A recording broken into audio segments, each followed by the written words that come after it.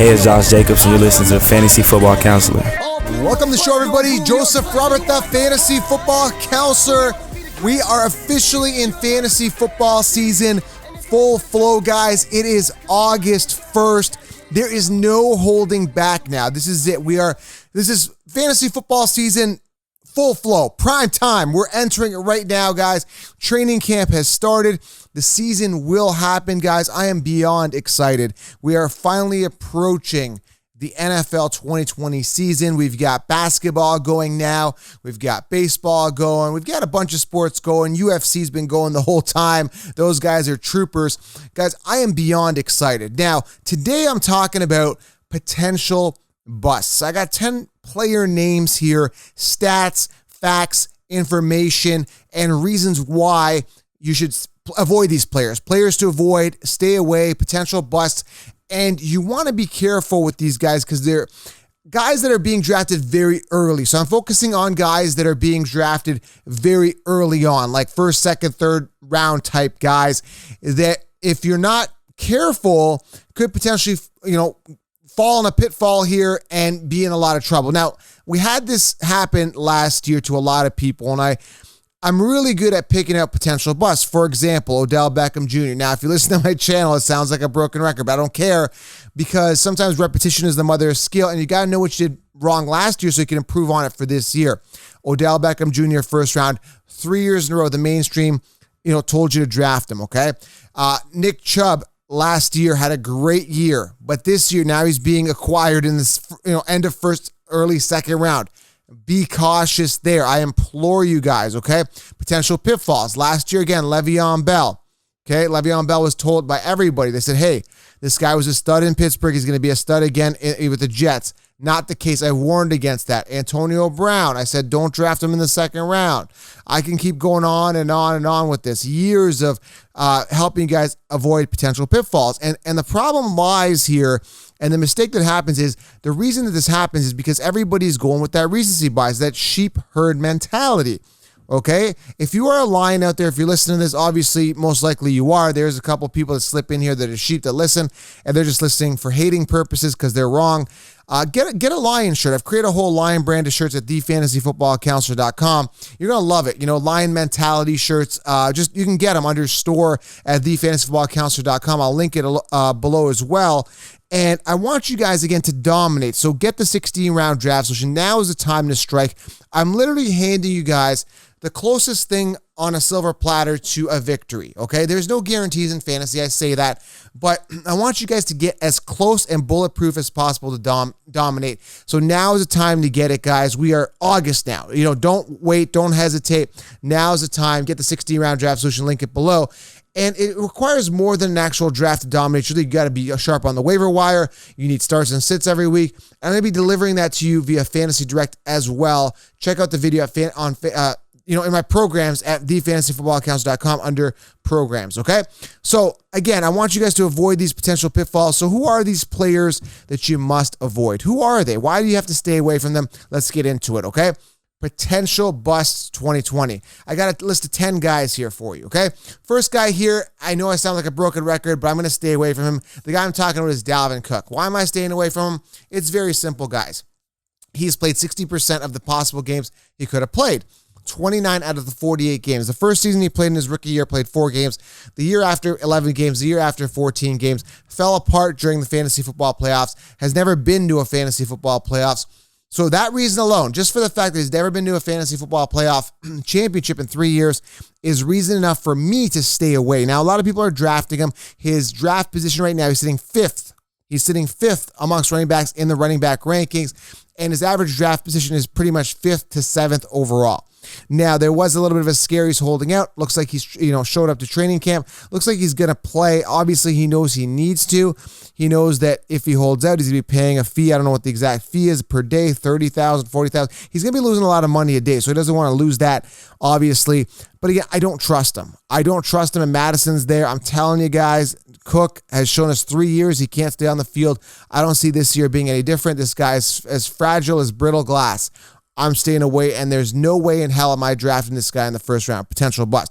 Second guy here, and again, it's going to get more interesting as I go. There's some really popular names on here. You'd be like, oh my God, Joe, you're not going to draft these guys? No, I'm not. Because while the ceiling is high, well, some of these guys I may consider drafting. Well, number 4 here, I might consider drafting. But, when the ceiling is high and the upside is there comes a lot of risk, right? So you got to be careful. Okay, coming to number 2 here, again, no particular order, but just categorizing them for you, is Nick Chubb. Now, Nick Chubb, if you noticed, if you go back and look at his stats, week 8 to 12, he had over 20 attempts. Then, after that, week 13, 17, and on, after that week 12, his attempts started going down. So a lot of people are drafting Nick Chubb. He's sitting 8th right now amongst running backs in standard leagues, 12th in PPR amongst running backs. A lot of people are still drafting Nick Chubb based on last year's numbers. So they're thinking that Kareem Hunt is not there. And that's not the mentality you have to think. To be ignorant to the fact that Kareem Hunt is still there it's unreal. And that's what the mainstream are doing because he's a popular name. He had 1,494 rushing yards, 8 touchdowns, and he had such a good year last year. They're thinking, okay, well, he performed well last year. We got to, tell you to draft him again in the late first round, early second again this year. That's not the case, okay? Kareem Hunt outscored Nick Chubb 6 out of the 8 weeks they were together. I'm completely staying away from Nick Chubb, not investing in him, okay? Coming to number 3 here, Kendrick Drake. Now, trust me, the ceiling is high here. There's a ton of upside. Now, I looked at his stats, and I wanted to see what the hype was. He literally played like 3 really good games, maybe 5 okay games altogether, okay? Altogether, 5 viable fantasy games the entire time he was with the Cardinals last year, okay? Now, he had 2 games over 20 attempts. That's it. So the entire time he was there, he only had 2 games over 20 attempts. I think his numbers are inflated. If you look at his numbers, week 15 versus Cleveland, he had 4 rushing touchdowns. He had a great game that one week. So that is in turn playing a big effect in regards to his draft capital because he finished the year off strong. Week 15 looked phenomenal. He looked like an absolute stud. Now, is that going to carry over? Is that going to play a factor? Is that game a sign and a reflection of what we're expected to see? It's hard to tell. Now, I look back at players near the end of the season that have done well and draft them the year after. I've done it consistently throughout the years. With David Johnson in 2015 came on strong, drafted him in 2016, finished with 407 points and the number 1 running back. Did it with Henry last year, saw the trend of him coming up. So due to the fact that that's worked for me in the past, it's tempting for me to go with Kendrick Drake. But I have a lot of question marks. I mean, Benjamin should make the team. Hopefully he does. Was drafted in the 7th round. They've got Chase Edmonds there, and they're going to be lining up 4 wide. So my question is, how much volume is he really going to get on the ground? Looking at the 2 games over 20 attempts makes me wonder that if he does get a lot of points, it's going to be maybe near the goal line, unless they bring Chase Edmonds, which they've done before when David Johnson was there. They could bring Chase Edmonds near the goal line, maybe even Benjamin, which I think are stronger running backs and more complete backs to some degree. And I think they might just use Kendrick Drake in the passing game. If they use him, he's going to be similar to a Kamara, Eckler type situation. I'm just not fully sold, and I don't trust the Arizona Cardinals predicated on what they did to David Johnson. I've never seen that. I've never seen a full workhorse running back get sidelined completely. So that really was disgusting what they did to David Johnson. So I'm not trusting him. I'm seeing this possibly happen to Drake to some degree, and we haven't seen Drake perform really well. Years to wow us, we're not wowed. So I really don't trust this guy, okay? All right, number 4 here, potential bust based on ADP. I think he's going to have a great year. Clyde Edwards-Helaire. Now, I say this with, don't take this literally completely, but I'm saying he's a potential bust, and let me explain why. Now, Clyde Edwards-Helaire has to come in and prove that he has good pass protection, okay? So a lot of people are jumping on this hype train. All I'm telling you guys is pump the brakes and be careful a little bit. If you do draft him, okay, if you do draft him, make sure he's part of a robust RB strategy. Now, he's typically coming off 9th overall, end of 1st round, early 2nd, the latest.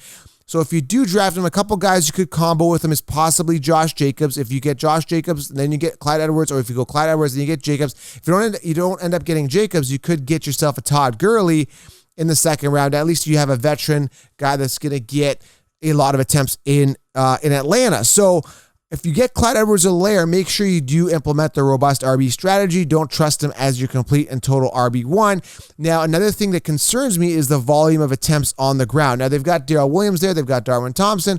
And I'm also afraid they could bring in someone else, maybe a Freeman. And if they don't, I still question how many rushing attempts Clyde Edwards is going to get on a throw-first team. Because if you look at Damian Williams and you look at LaShawn McCoy last year, they had about 18-ish attempts, give or take, right? 220 attempts combined. So when I'm drafting a running back in round 1, I want a guy that's going to get 250 to 300 attempts. I want that full workhorse running back. I don't want a guy that's like suspect. Is his pass protection okay? How's he going to do? I mean, trust me, the ceiling is high. Don't get me wrong, but he could be a potential bust based on his ADP, which is late first round, okay? So just be cautious with him. I mean, Jonathan Taylor is going to be a dynamic electric playmaker, except he's stuck with Marlon Mack. He could surpass Marlon Mack easily, but we don't know that yet, right? So Cam Akers, another guy that could be a plug and play in a good situation. So you're getting a lot more value out of, let's say, a Taylor in round 2, 3, or 4. Again, he varies in ADP. Or a Cam Akers, who's typically 4th round. You're getting a lot more value with those guys than a Clyde Edwards-Helaire late round 1. So be careful there, okay? Number 5 here, another potential bust, Lamar Jackson, based on his ADP. Great talent. Now, I really sat down and crunched the numbers and studied Lamar Jackson here. Now, if you look at him from a passing point of view, as a passing quarterback, which I think he'll do more this year, he was 26th in attempts. And I would never draft a quarterback that's outside pretty much the 8th in attempts. I always go for a quarterback, especially for my ace quarterback, for a guy that throws the ball a lot. Lamar Jackson does not throw the ball a lot based on what we've seen. Now, his interception to touchdown ratio is pretty good. Now, he is inflated because of his rushing yards and, of course, his rushing touchdowns. 7 rushing touchdowns, that's phenomenal. He had more than most running backs. And he actually had more than, in rushing yards, had more rushing yards than all running backs except for like 5. So he was pretty much putting up running back numbers at the quarterback position. In comes Dobbins now. They drafted a nice ace running back that could come in and take that load off him in the running game. So is Lamar Jackson going to run that much? I would say if he wants to preserve his body and not run that much, it would be the smart thing. 176 attempts last year. That's a lot of attempts for a quarterback. And again, if you want to preserve Lamar Jackson as your franchise quarterback, you got to run the ball more. So they got Ingram, they got Dobbins. I see them taking that load off him in regards to the rushing attempts and rushing yards. So 176 attempts last year, maybe it drops to only 100. Hopefully for his sake it does. Does that inflate his passing attempts? Possibly. Does it bring him up from the 26th amongst quarterback passing attempts up to the 15? Maybe. But to me, I think there's a lot of question marks. And am I investing a second-round pick on a guy like this? No. Especially coming off a pinnacle year, decline imminent. I'm really cautious about Lamar Jackson going into the season. Be very, very careful investing a second-round pick. Load up on a running back here and implement that robust RB strategy. And I talk about in the 16-round draft solution. Make sure you guys get the 16-round draft solution, okay? All right, number 6 here. This guy, and I'm not going to elaborate as much with these guys, but I will dive in a little bit. DeAndre Hopkins. He's going into the Arizona Cardinals, where Larry Fitzgerald maxed out 109 targets. Kirk at 107. Those guys are still there and have that rapport with Kyler Murray. They're going to be lining up 4 wide. They got Butler there, Hakeem Butler. They've got Isabella. They've got Kendrick Drake catching the ball in the backfield. Kyler Murray also, runs the ball here and there. How is Hopkins, with limited time in training camp, and also going to be in a situation where technically the wide receiver 1 that's been a wide receiver 1 on that team is still there with Larry Fitz, even though they decided to maybe give him less volume and force feed Hopkins? I'm just wondering, I'm looking mathematically at this, that I don't think the volume is going to be there. Now, going back to Hopkins' year in 2018, I think he had about 163 attempts, which made him a viable top 5 receiver. 2019, 150 attempts, again, bringing him up to the top based on volume. A lot of these guys, receivers, these top receivers, success is predicated on the fact that they get a lot of volume, unless they make it up in other areas, maybe getting a lot of touchdowns or something like that.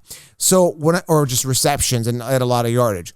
But you just got to get a lot of volume, and I don't think Hopkins is going to get that this year. So I'm looking at, kind of a ceiling of 140 targets, and that's on the high end. I'm looking at a floor of 120 passing attempts or receptions or targets, I should say. Targets, receptions, maybe around, 80 type thing. But again, you're in a situation with a bunch of other wide receivers. So Hopkins scares me. He does, especially as a guy who's coming off late first round. Load up on a running back here. That's all I got to say. Amari Cooper, another guy that scares me. Again, Hopkins, by the way, sitting 5th amongst wide receivers in wide receiver rankings. Amari Cooper sitting 13th in PPR amongst wide receivers. Again, another guy being drafted, people thinking he's a wide receiver 1, but they acquired CeeDee Lamb there with the Dallas Cowboys. They've also got Michael Gallup, who in his own respect could be a wide receiver 1. Now, Cooper, 119 targets, 79 receptions. That's without CeeDee Lamb there. CeeDee Lamb is a lot more dynamic than, let's say, a Randall Cobb or someone like that, okay? So I think that CeeDee Lamb gets a lot of volume, not a lot to make him completely viable as a wide receiver target, but Amari Cooper is a guy that I just don't trust as part of a three-headed monster there. I just think there's too many mouths to feed. Then you got Pollard possibly coming in for some, pass catching plays out of the backfield. I don't trust the situation with Cooper. Again, maxing out at 119 targets last year without CeeDee Lamb. I'm questioning this, okay? Be cautious. Next two guys here, it's number 8, but I got it as a 1-2 punch as a potential bust for fantasy football 2020 is Godwin and Evans. One of these guys is significantly going to bust based on his ADP. Godwin sitting 6th amongst wide receiver rankings. Evans sitting at 11. I don't trust the situation. Brady, I like because he's got a lot of mouths to feed and he's going to feed them. And I think he's going to do it consistently. But Godwin and Evans is very, very, very scary here because Godwin being drafted in the 2nd round, Evans in the 3rd, Evans still technically being the wide receiver 1, Godwin finishing better than him last year. Consensus are confused. The mainstream analysts are confused because Godwin finished, ahead of him last year with a different quarterback. They're putting Godwin ahead of Evans, which again is really messed up thinking. So Evans technically the wide receiver 1. So if you are going to go, a wide receiver in the 2nd round, why not go Evans? You're only going Godwin because the ADP is telling you to do that. Evans could technically outdo him, but we don't know. Nobody really knows. So for that reason and that reason alone, and the fact actually that I'm going robust RB in rounds 2 and 3, I'm going to avoid both these wide receivers. There's a ton of depth at wide receiver this year, guys. You don't have to get a Hopkins or an Evans or a Godwin. Mind you, again, I want to tell you, Godwin's or Evans could really boom. One of them will. I don't see both these guys finishing top 10. I just don't see it. Not going to happen. All right, number 9 here, Aaron Jones. Do not trust this guy at all. With A.J. Dillon not being there, the future potential franchise running back of this team, a guy that was acquired by the Packers with expensive draft capital, a guy that's an absolute workhorse and an absolute monster.